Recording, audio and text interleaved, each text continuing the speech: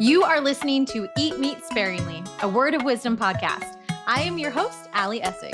This week's episode is sponsored by PlantWhys. PlantWhys is actually my business. It is my membership. It is where I help people transition to a plant-based diet. I had a dream way back in 2020 where I was given a calling, like literally a mission call. And it said that I was called to serve on the vegan transition committee. I know this sounds kind of crazy, but I firmly believe that during the millennial, we'll all be eating plant-based. If the lamb is supposed to lay down with the lion, then clearly there's going to be a point where we will not be eating animal products, that we do need to get more familiar with not eating so much meat. It's better for your health. It's better for the environment. And a lot of people have this information, but here's the problem. You've read the books, you know the science, but you're not doing it. You struggle doing it. And it could be because you are battling perfectionism. You are feeling like it has to be all or nothing. And so why try? It could be that you have other members in your family that do not want to eat this way at all, or you feel like you're going to miss out on so much. I have a 90-10 approach. I feel like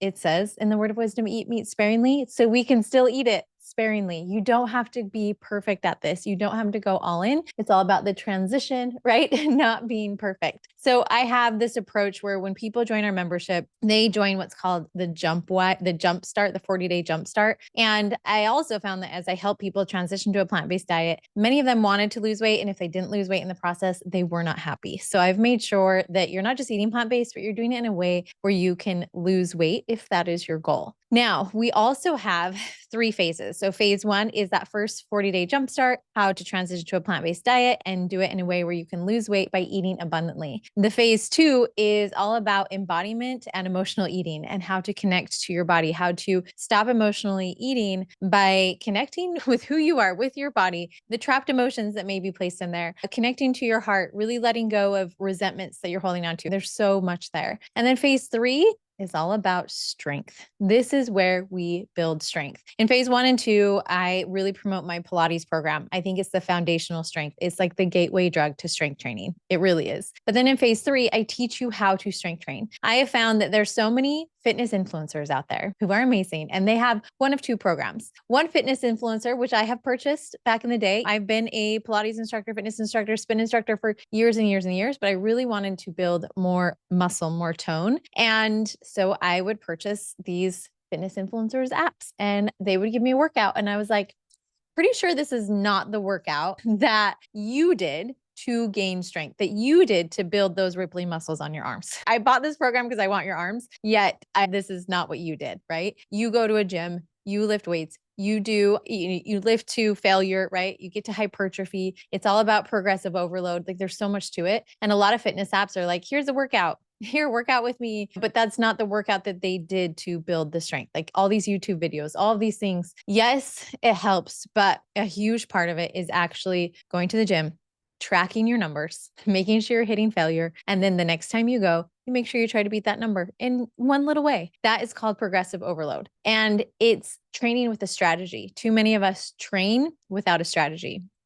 So phase 3 in my program is to help the newbie strength trainers be able to build more muscle and to do it with a strategy, not just random workout videos here and there. And it also helps those who have been working out like me, who I've been consistently working out for 20 years, but I don't look like those fitness influencers. And so why? What was wrong? And now I'm finally starting to see change, but change takes time. In fact, this is something else. It's been on my mind so much. And I just want to share with everyone. If I had a group call in our membership this last week, and a woman was like, I've been losing weight. I think she lost maybe 12 to 16 pounds since she joined 16 months ago. So she's been consistently losing weight, but it's been slow. She's like, I'm frustrated. I'm like, wait, but everything's heading in the right direction, right? She's like, yes, but I'm frustrated. It's not going as fast as I would like. And I would like to, and I told her, but I would also like to tell everyone, change, like true change takes time. In everything. If it comes to, for example, building a business, that I've had to learn this the hard way. Like I see people who make $1 million their first year and it's like, how do they do that? But then they lose it just as fast. Just like people who lose 100 pounds in a year, but then they gain it just as fast. If you're not actually changing your lifestyle, if you're not making these slower changes that change you, it's all about who you become in the process. And I found this pattern that for most people, when it comes to building muscle, comes to building a business, and it comes to losing weight,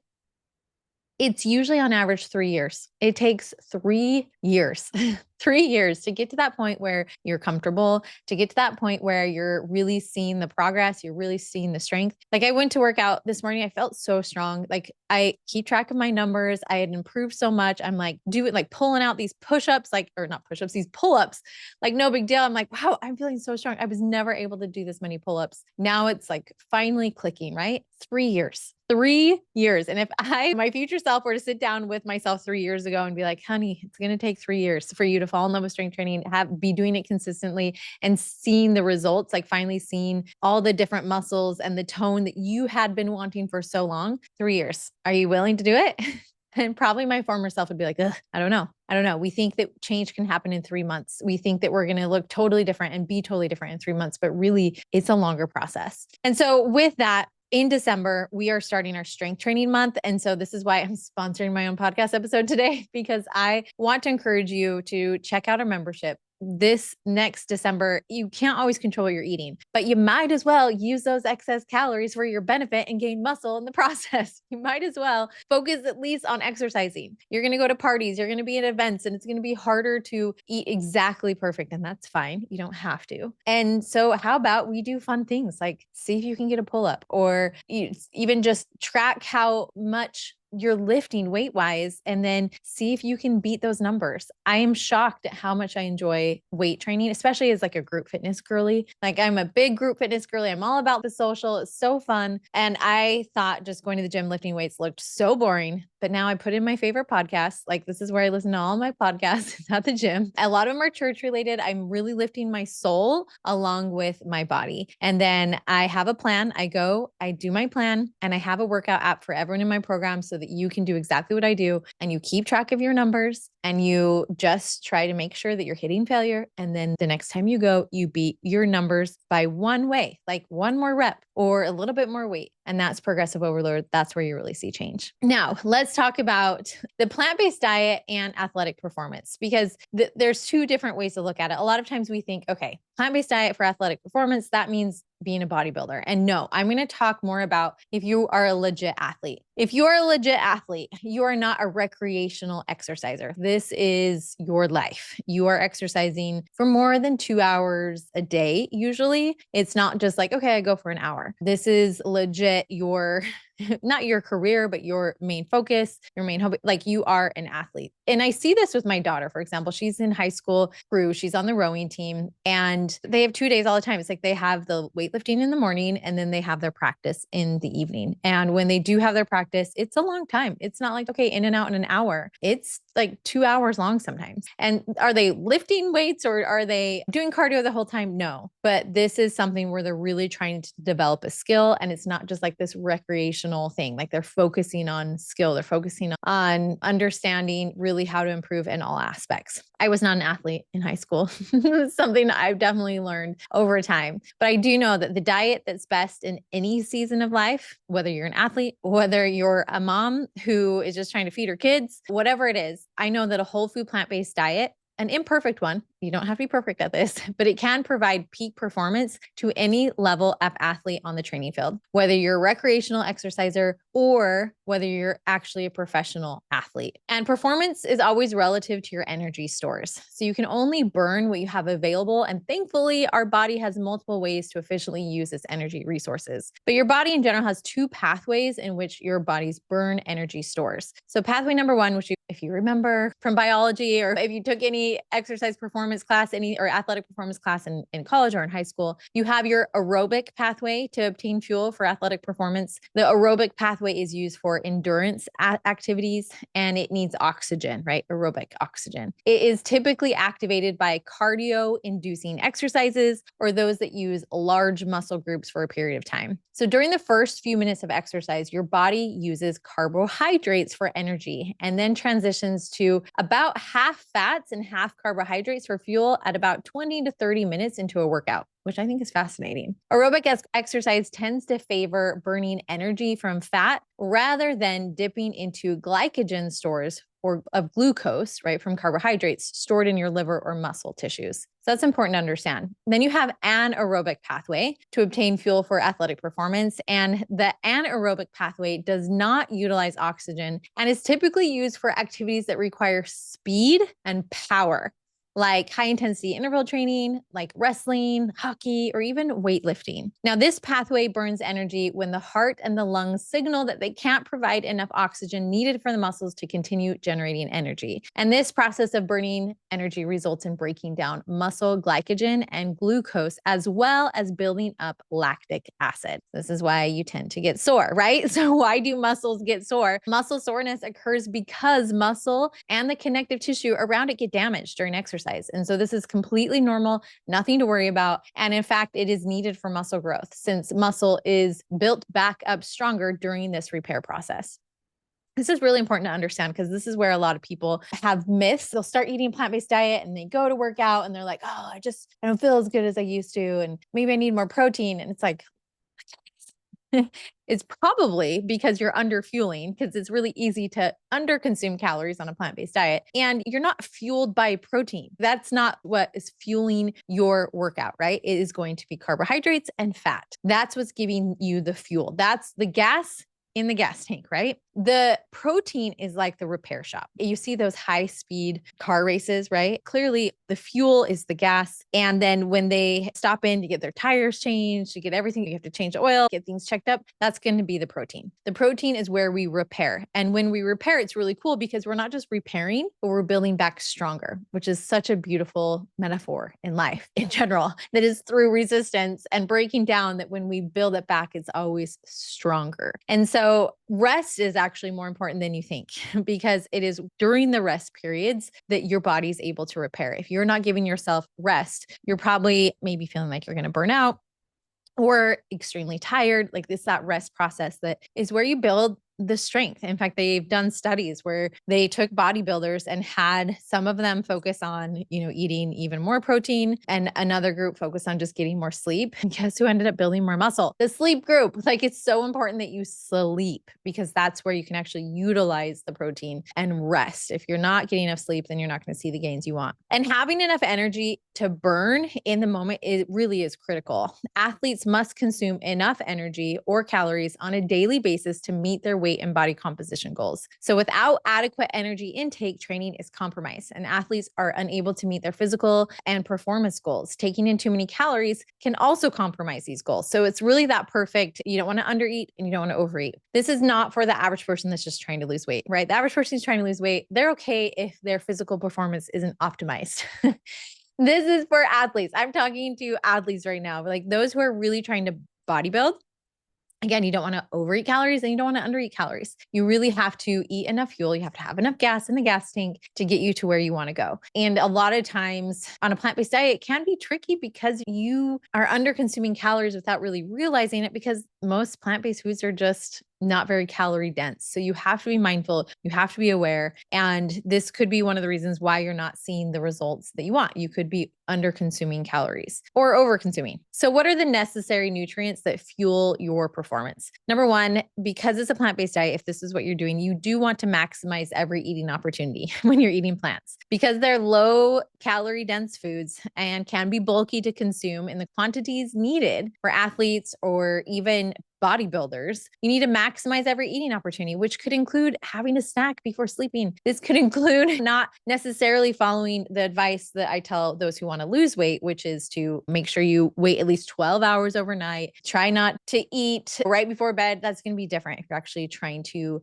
get enough calories to gain muscle. The carbohydrate sources that are on a plant-based diet, like athletes really should avoid restricting carbohydrates because whether or not you're plant-based, like this is so important for not only for the gas in the tank to give you that fuel for your performance, but also for recovery, right? Having adequate nutrition between athletic events is key. We need protein, we need fat, we need carbs, and we also need vitamins and minerals and fiber and phytochemicals. Like all those things also enhance performance. This is not just about your protein numbers. You need vitamin C, you need these antioxidants, you need all these other nutrients that come with plant foods, with all of the colors on plant foods, so that your body can repair. Because it's not just repairing with protein, it's also repairing and reducing inflammation. It's helping you so you're not as sore as often. And so the recommended daily intake of carbohydrates for athletes is this. If you're spending about 60 to 90 minutes of moderate exercise, like low intensity moderate exercise, you need about 5 to 7 grams per kilogram of body weight. If you are exercising anywhere between like 1 to 3 hours, right, and it's closer to moderate to heavy endurance, that's going to be about 7 to 12 grams per kilogram of body weight of carbohydrate intake. And then for those really extreme athletes, like extreme endurance, or you're running marathons, or you're training for an Ironman, right? That's about 4 to 6 hours a day of exercise. And in that environment, you would need about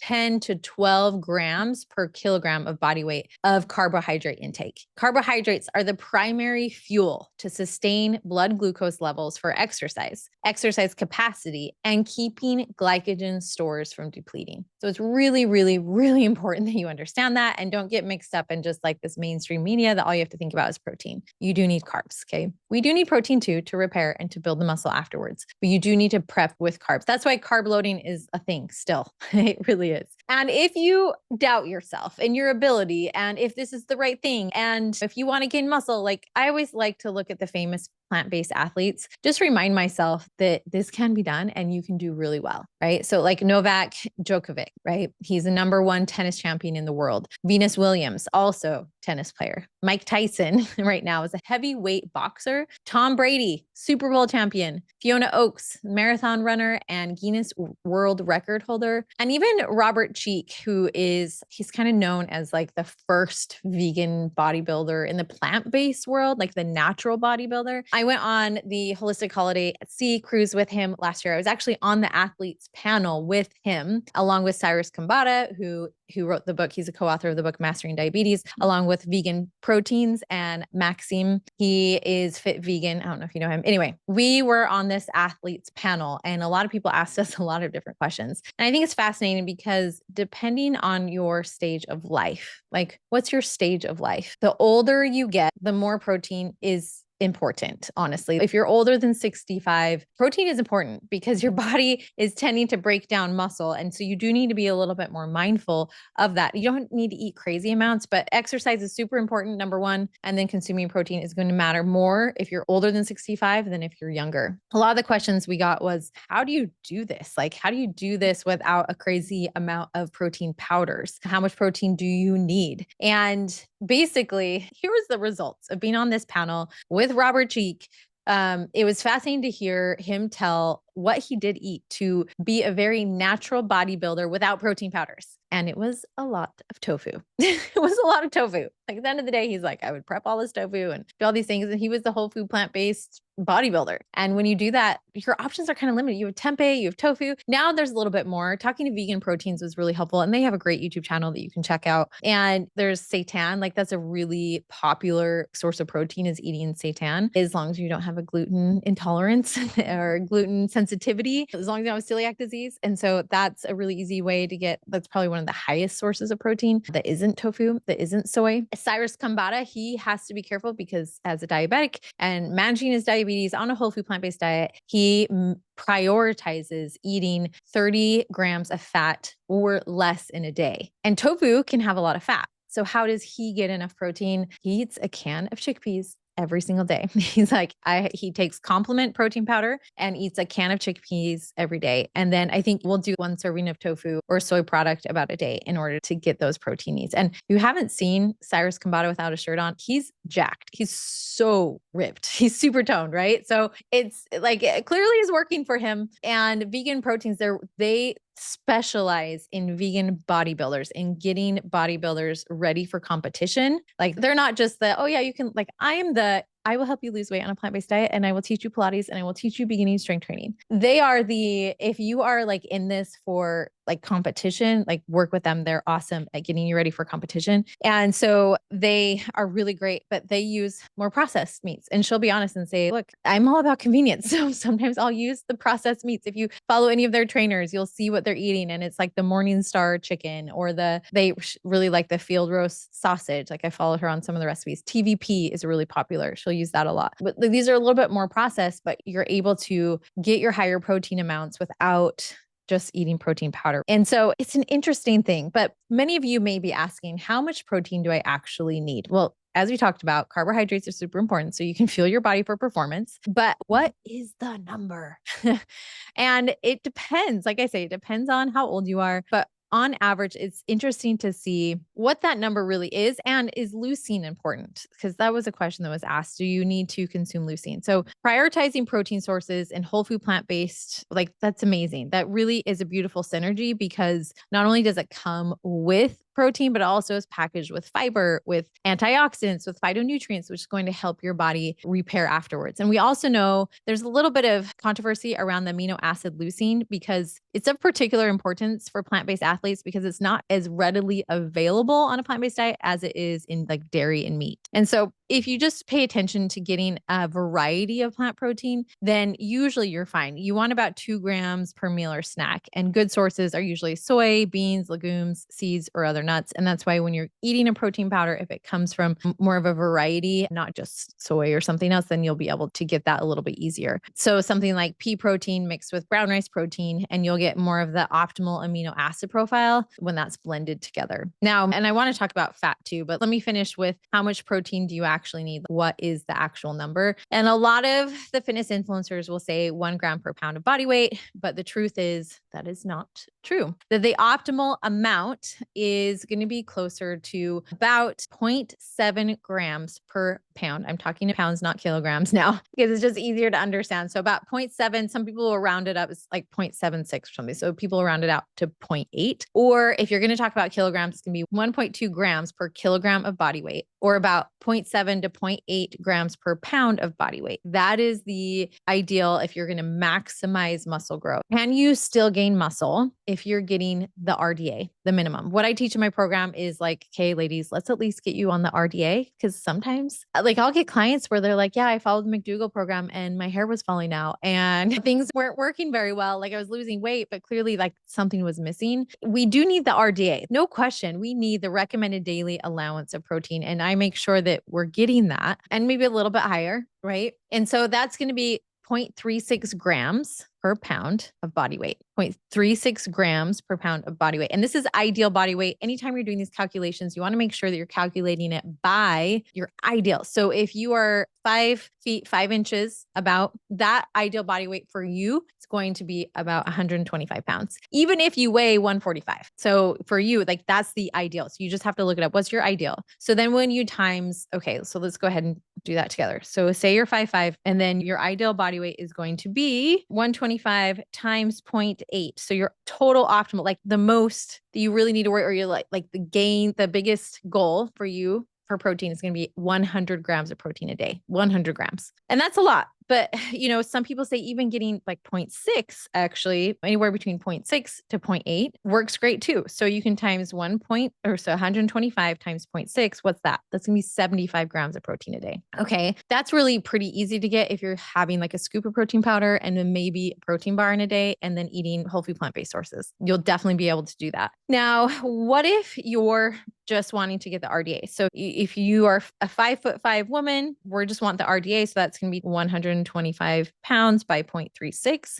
And that's 45 grams of protein a day. That you don't have to think about it unless you're just eating potatoes and vegetables. And then you might have to think about it, but you're for sure going to get that. I like to tell women on average, because for the average woman, it's going to be closer to around 60 grams. If you can get to 60 grams, like you're there. If you then do strength training, because none of this matters, like you can get to around 60 grams and it will help you feel more full. It will help you so that when you are losing weight, you're not just losing muscle, you're feeding your muscle too, right? But the thing that matters more than protein amount is actually doing strength training. So strength training, if you want to gain muscle, you have to strength training, you have to put in the work. That's why I have an entire program in our membership dedicated to strength training, because that stimulus stimulates muscle growth. Consuming protein does not stimulate muscle growth. You have to resistance train. And I love Pilates because it's like the perfect gateway drug, the perfect way to start moving your body so you feel more comfortable, you feel more confident in your body, you feel stronger in your core. Then you can add in the strength training. It's a great, simple, easy program for a lot of women who aren't used to doing it. And so for you, yes, you can start at the minimum, but you're not going to see as much gains. If you really want to get the most out of your work, then closer to 75 grams of protein a day will help you really see more benefits, and maybe even all the way up to 100. But don't stress about going more than 100. Do not stress with feeling like you have to get 125 grams and you are only 5'5". Okay. That's what the literature says.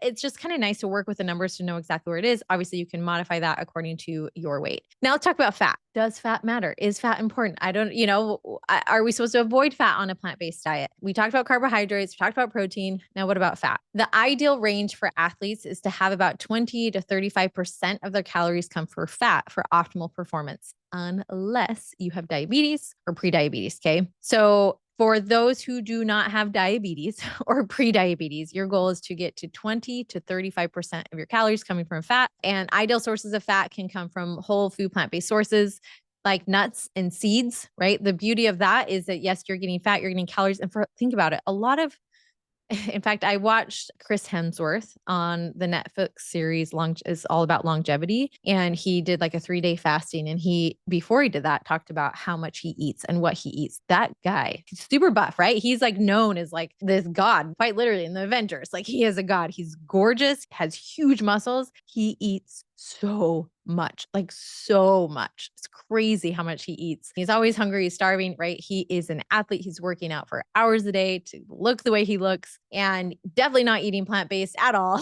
We could have a whole different conversation about that. But in general, that's where if you are really lifting, like truly lifting, you may need, or even just exercising for hours and hours a day, you're going to need more calories. And especially for men, nuts are a fantastic way to get in all of those extra calories. Like a lot of bodybuilders, when I worked with Neil, who was my very first trainer, like vegan trainer, bodybuilding trainer, and I would be like, okay, I'm eating this way. And I'm like, what are you eating? He's like, oh, it's different for me. I'm trying to get as many calories as possible. So I'm like loading on those nuts, right? Loading on, and he would use the fake meats too. But like he would make seitan a lot and try to do it as healthy as possible. He was pretty good at that. But it's interesting, right? Men have different needs. But in general, nuts and seeds, they're so great, right? Nut butters, fantastic. Milks and avocados, olives, soy foods, again, have those healthy fats. Plant-based fats and oils can be part of a nutritious, well-rounded diet, as it can reduce the bulk to the meal and make it calorie dense with just a few teaspoons. So it's different. This is different than trying to lose weight all the time. You're trying to get more calorie dense foods. Yes, pile on that avocado. Yes, use olive oil. You totally have like free range to do that. So it's just a different game than when you're trying to aim for 20 to 35% of your calories coming from fat. It's not the same game that most people trying to lose weight on a plant-based diet are playing. And some other micronutrient sources on a plant-based diet that are important are going to be the riboflavin, B12. It's going to boost oxygen, right? Super important to get B12. It'll boost the oxygen delivery to muscle tissues and therefore enhances performance. Vitamin D has involvement in forming and maintaining muscles that are connected to your bones. Vitamin C supplementation for additional antioxidant support for those who participate in prolonged strenuous exercise. So it may be important to do. It's also normal for athletes who do aerobic training to experience sports anemia, which is a slight drop in your ferritin levels. And so you want to make sure that you're getting enough iron. Electrolyte supplementation may be needed for endurance athletes. In fact, as I talked to Maxim with Fit Vegan, he's a basketball player. Like his thing, we all have our thing, right? What's your thing? I love Pilates. He's really into basketball, wants to play it professionally. So he's playing basketball for hours and hours and sweating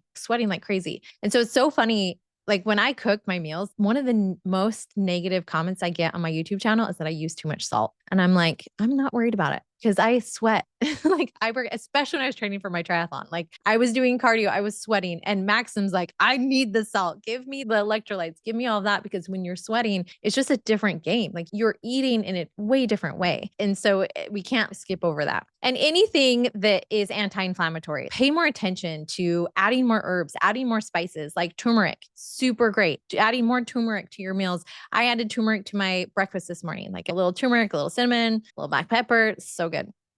Along with a vanilla protein powder. Ashwagandha is fantastic. Ashwagandha will help you. Rosemary, thyme, oregano, cumin, peppermint, cinnamon, cloves, nutmeg, cardamom. And I also really love amla green is what I put into my pre-workout drink every single day, which is really beneficial. Now, what about, everyone's going to ask this because I know all the time, like, what about creatine? And creatine, yes, like what everyone says about creatine is true. It has been very much studied. Like it's one of the most studied supplements. It can be beneficial. It doesn't hurt to try. It doesn't hurt. They found other benefits to women using creatine, but I'm like, okay, let's first get you to actually do resistance training. That's number one. Let's get you to resistance train at least 3 to 5 times a week if you can. 3 times, awesome. I'm happy with 3 times. Most of the women that come to me, usually they just walk, right? So it's like, okay, I love that you're walking. I love that you're exercising, but now let's like do some strength training. And you forget to, especially women who are significantly overweight,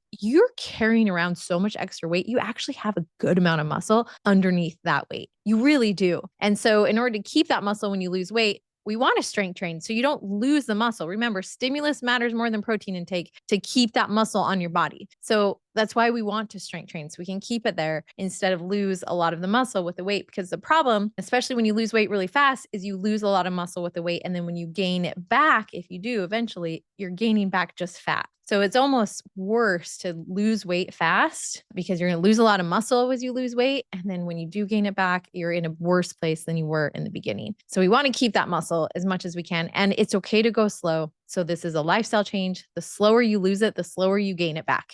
That's all I have to say. Like slower you lose it, the slower it comes back. So really take the time to make the changes to your lifestyle, to your habits, fall in love with this new way of eating. So it's not a temporary diet and then it stays off. And of course, there's so many other things that you can do, but I really hope that you encourage for yourself, really prioritize nutrient dense plant foods. It doesn't get talked about enough. I wish fiber had the same marketing manager as protein because protein is killing it. But fiber, 95% of us are not eating enough fiber. So clearly we need to really spread the word on getting those fruits and vegetables, getting the fiber in, adding in more legumes. Can we add in more legumes? Can you add in more whole grains like complex carbohydrates? They're going to make a big impact. Adding those flavor enhancers are okay. Like it's okay to use sweeteners. You don't have to go SOS free when you're an athlete. It's just a different game than those who are losing weight. Adding a ton of fruit. Fruit is so powerful. Adding potatoes. Potatoes legit. Like potatoes really enhance performance. They fuel your performance because they're such a fast acting carbohydrate and they can be a great way to prep. And there's a lot of different ways to eat if you really want to optimize your performance. One of the things is just to tap into the power of nitrates, and those are found in beets and leafy greens. And so the ideal dose and timing appears to be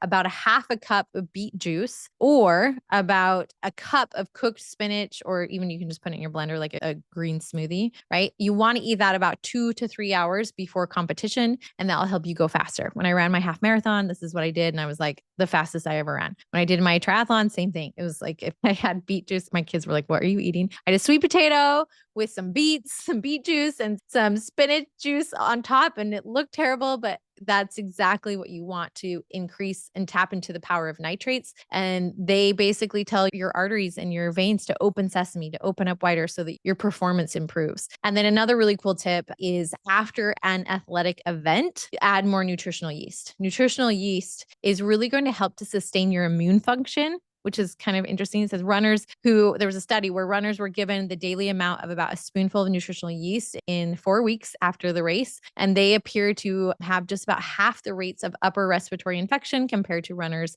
consuming a placebo. So it is also important to note that athletes normally experience mood deterioration before or after a marathon, but this study revealed that a little nutritional yeast may improve a wide range of emotional states, reducing feelings of tenseness, fatigue, confusion, and anger, while at the same time increasing vigor. So nutritional yeast is awesome. That will also help you get your B12, and it can be really powerful. So when you are before an athletic event, you do want to eat about 10 grams per kilogram of body weight, or about 4.5 grams per pound of body weight daily for about 1 to 2 days prior to the event. So you really want to build up those glycogen stores and make sure you're hydrated also before the event. So drinking about 5 to 7 milligrams per kilogram of body weight, or that's going to be about 2.2 to 3.2 milligrams per pound of body weight. And those fluids are so important, especially even just 4 hours before an event. That will really you want to be able to go pee before the event. Right? You want to drink all of it like 4 hours before, ideally, so that you can go pee before you actually start.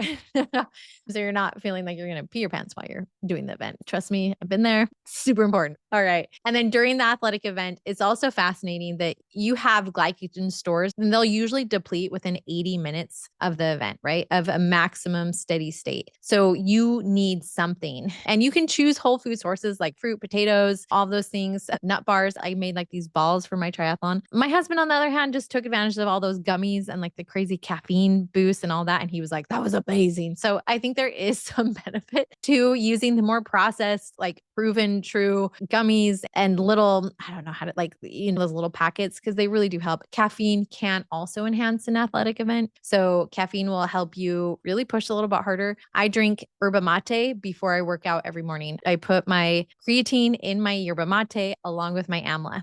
Like that's my pre-workout drink. And I really do feel like I burn off all the caffeine when I work out, and it really gives me the energy that I need. If I do not drink caffeine, I need food. Like I will not be able to push that hard unless I do one or the other. So if you really are into this, it's important to understand these things, really maximize your output, right? So that you can do the best that you can. And it can be done on a plant-based diet. You don't have to eat animal products at all. You can still get everything you need. But if you have any more questions, I have a whole video, a bunch of courses in my signature course. And then I have a whole month that we focus on strength training. That's going to be the month of December inside my membership. So you'll definitely want to look into that if you want more help and support. I'm here to support you and help you in any way. Again, if you know the science, if you've read the books, but you're not actually doing it, you don't even have to be an athlete to take advantage of a plant-based diet and to make sure you're getting enough protein and to just start lifting and using resistance training. And again, I always like to start with Pilates because I feel like a strong core will give you the foundation to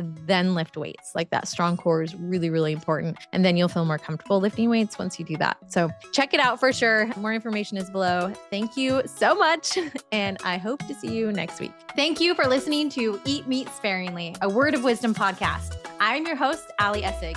And if you need more help and support with transitioning to eating more plants so you can lose weight and improve your gut health and just reduce your risk of chronic disease, then make sure to check out my PlantWhys membership. That's PlantWhys, because I like to teach the why behind eating more plants. But if all you need is just a couple more delicious recipes that feed your family and everyone loves, and not to mention super simple and easy, then make sure to check out my YouTube channel, which is also PlantWhys, PlantWhys.